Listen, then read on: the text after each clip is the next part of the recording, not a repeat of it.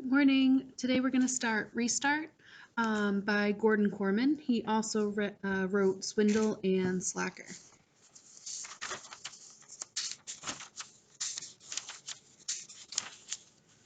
Chapter 1. Chase Ambrose. I remember falling. At least I think I do. Or maybe that's just because I knew I fell. The grass is far away until it isn't anymore. Somebody screams. Wait, it's me. I brace for impact, but it never comes. Instead, everything just stops. The sun goes out, the world around me disappears. I'm being shut down like a machine. Does this mean I'm dead? Blank. The light is harsh, fluorescent, painful. I squeeze my eyes shut, but I can't keep it out. It's an explosion. Voices are babbling all around me, but I can't mistake the excitement. He's awake. Get the doctor. They said he'd never. Oh, Chase. Doctor. I try to make out who's there, but the light is killing me. I thrash around, blinking wildly. Everything hurts, especially my neck and left shoulder. Blurry images come into focus. People, standing and sitting in chairs. I'm lying down, a sheet over me, white, which makes the brightness even worse. I raise my hands to cover my face, and suddenly I'm tangled in wires and tubing. A clip on my finger is tethered to a beeping machine next to the bed. An IV bag hangs from a pole above it. Thank God, the lady beside me is choked with emotion. I can see her better now. Long brown hair, dark-rimmed glasses. When we found you, lying there, that's all she can manage before she breaks down crying. A much younger man puts an arm around her. A white-coated doctor bursts into the room.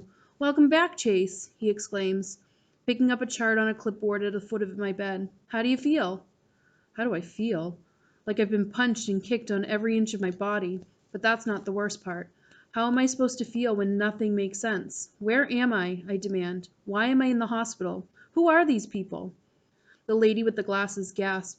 "Chase, honey," she says in a nervous voice. "It's me, Mom." Mom? Doesn't she think I know my own mother? "I've never seen you before in my life," I bluster. My mother is.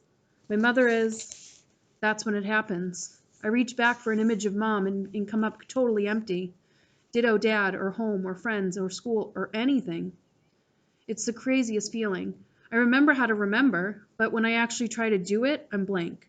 I'm like a computer and its hard drive wiped clean.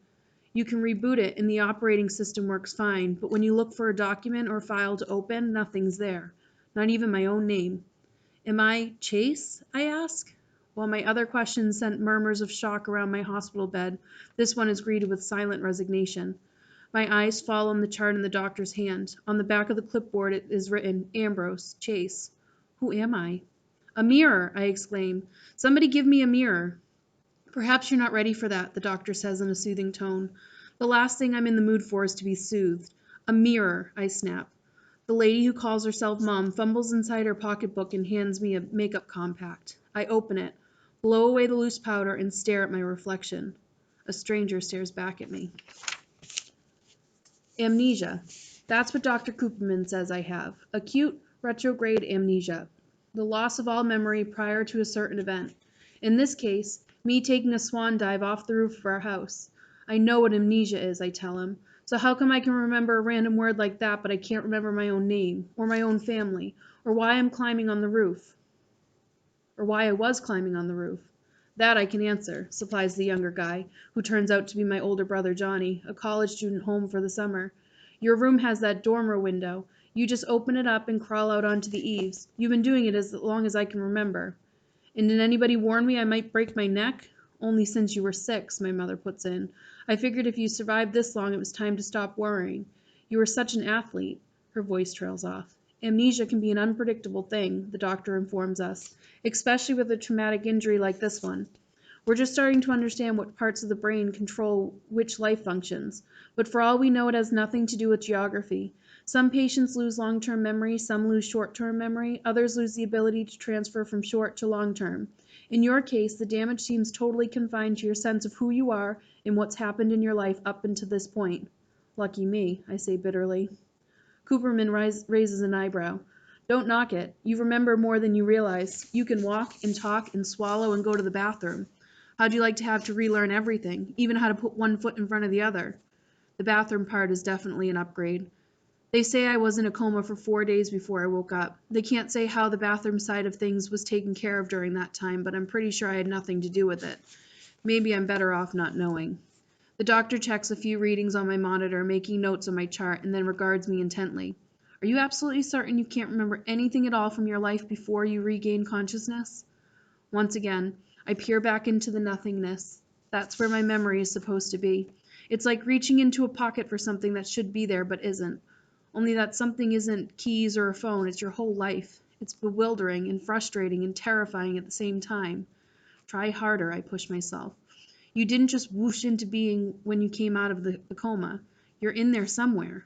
A vague image starts to form, so I bear down, concentrating all my might, trying to wrestle into focus. What is it? Johnny asked breathlessly. At last the details sharpen into view. I see a little girl, maybe 4 years old, wearing a blue dress with white lace. She seems to be standing in some kind of garden at least. She's surrounded by greenery. Well, there's this girl, I begin, struggling to keep the picture in my head. Girl? Cooperman turns to my mother. Does Chase have a girlfriend? I don't think so, Mom replies. It isn't like that, I insist. This is the little kid. Helene? My mother asked. The name means nothing to me. Who's Helene? Dad's kid, Johnny supplies. Our half-sister. Dad. Sister. I search for a connection between those words and the memories they should trigger. My mind is a black hole.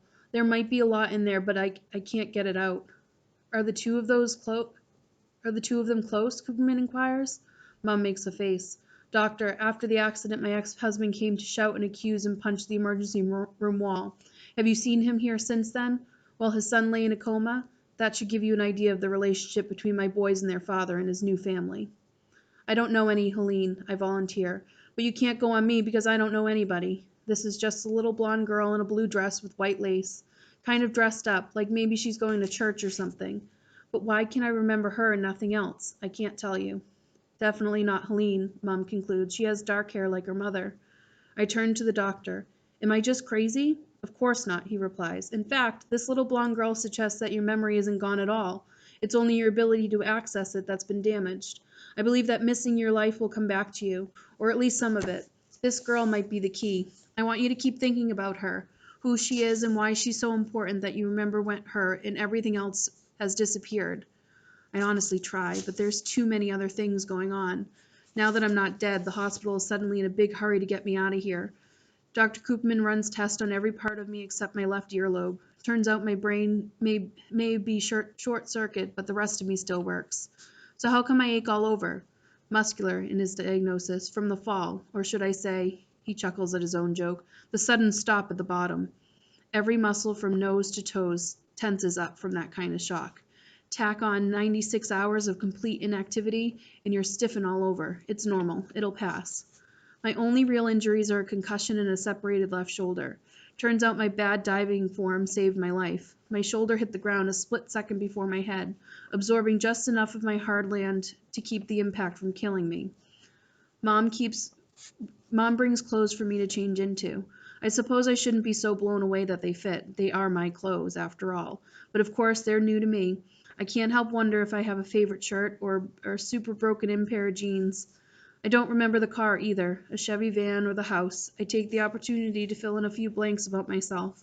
I'm not the child of millionaires. I have no great love of cutting the grass, or maybe that one's on Johnny. I've got an excuse. I've been in a coma. I note the window I must have climbed out of, since it's the only one with roof access. For some reason I expect it to be higher, and I'm embarrassed. Like it's an insult to my manliness that such a puny fall scrambled my brains. When Mom opens the door, a chorus of voices cry out, "Surprise!" A makeshift banner hangs across the living room. "Welcome home, champ." A heavy-set man about Mom's age steps forward, enfolds me in a crushing bear hug, and his ribs and knuckles up and down my head. "Good to have you back, son." Mom is horrified. "Stop it, Frank. He has a concussion." The man, my father, lets me go, but he's defiant. "Ambrose Maine can take a few licks, Tina. You're talking about an all-country running back." "Ex-all-country running back, Dad," Johnny amends. "You heard the doctor. Chase can't play football this season." "Dopey doctor," my father snorts. "What does he weigh? 140 soaking wet?" He faces Mom. "Don't turn him into a wimp like you did with Johnny." "Thanks, that means a lot," my brother says dryly. "Why are you here, Frank?" My mother is quickly losing patience. "How many times have I asked you not to use your key anymore? This is not your house, and it hasn't been for a long while." "I pay the mortgage on this place," he growls. All at once, and the cloud lifts from his face, and he's grinning. Besides, we had to be here to welcome home the conquering hero. Falling off a roof doesn't make me a hero, I mumble. I can't put my finger on it, but there's something about my dad that makes me nervous. It isn't physical. In fact, for a middle-aged guy, he's pretty energetic and spry, despite the paunch and the thinning hair. His smile is totally overpowering. To see him is to want to be like him. Maybe that's the problem, I decide. He's too confident that he's welcome everywhere, and going by Mom, he isn't. Not here, anyway. He's brought his new family, a wife named Corinne, who doesn't look much older than Johnny, and Helene, my 4-year-old half-sister. Mom was right. Helene's definitely not the girl in the blue dress. It's no big deal, I guess, but I'm disappointed. I was kind of hoping for one thing in my life to be connected to reality. Although I'm meeting them for the first time, I have to remind myself they already know me. For some reason, they didn't seem to like me very much. Corinne hangs back and the little kid stays firmly attached to her mother's skirt. They look at me like I'm a time bomb about to go off in their faces. What did I ever do to them? My father seems to be settling in for a long visit, but Mom's having none of that. He has to rest, Frank, she says. Doctor's orders. What? He's chopping wood. He's resting. Alone, she insists, in his room, where it's quiet. He sighs. Ants at a picnic, that's what you are. He hugs me again, squeezing slightly less this time. Great to have you back, champ. Sorry, couldn't have been more of a celebration. But Nurse Killjoy over here, he inclines his head in my mother's direction. I stick up for her a little. She's right about the doctor. He said I have to take it easy because of my concussion. Concussion, he snorts. When I played football, I got my conch bonked plenty of times. You rub it a little dirt on it and you're good.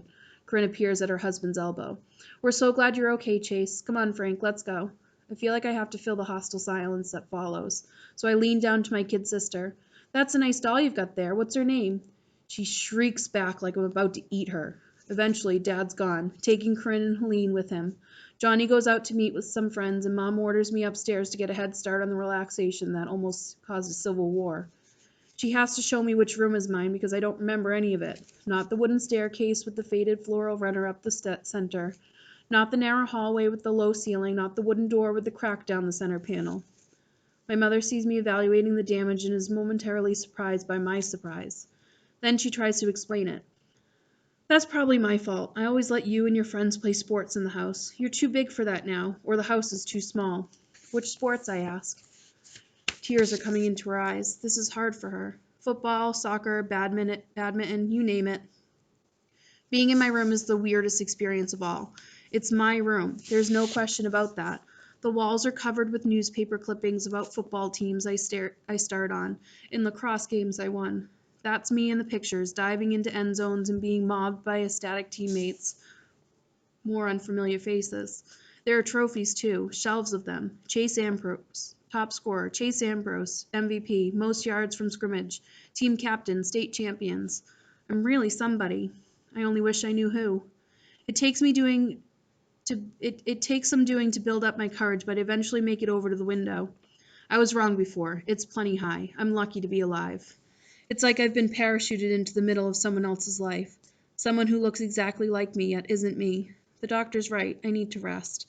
I sit down on the edge of my bed. My bed. There's a phone on the nightstand, the screen cracked. I wonder if it had to do with me when I fell. I wonder if I had it with me when I fell. I press the home button. It's dead.